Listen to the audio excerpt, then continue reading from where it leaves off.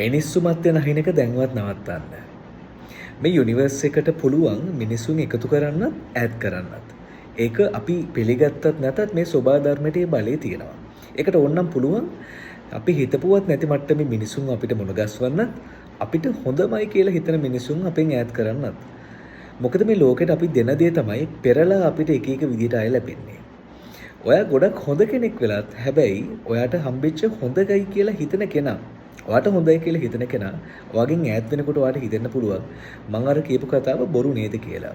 හැබැයි ඔයා නොදන්නවා වුණාට ඔයාගේ තියෙන යහපත් ගතිය, ඔයා හොඳයි කියන ඔයාගේ තියෙන ඕරා එක දරා ගන්න බැරි මට්ටමක මිනිසෙක් නම් එයා පස්සේ කාලෙක ඔයාට වෙන්න තියෙන නරකක් එතනින් වැළකෙනවා වෙන්න පුළුවන්. මොකද මතක තියාගන්න ඔයාගේ ජීවිතේ වෙන හැමදේම වෙන්නේ ඔයාගේ හොඳට. all is well එක මතක තියාගන්න. ඒක නිසා ලං වෙන මිනිස්සු පරිස්සමට තියාගන්න ඒගොල්ලන්ව යන්න ඕන වෙලාවට අතහැරලා දාන්න. මොකද මේක තනි ගමනක් මිනිස්සු යනවා එනවා ඒක තමයි ජීවිතේ හැටි. ඒක නිසා මිනිස්සු මැත්තේ නැහින්න එපා. මිනිස්සු මැත්තේ තමන්ගේ ජීවිතය දිය කරන්න එපා. ඔයා ගැන විශ්වාස කරලා ඔයාගේ යහපත වෙනුවෙන් හොඳ ඇටිටියුඩ්ස් එක්ක හොඳ දේවල් ලෝකෙට දෙන්න.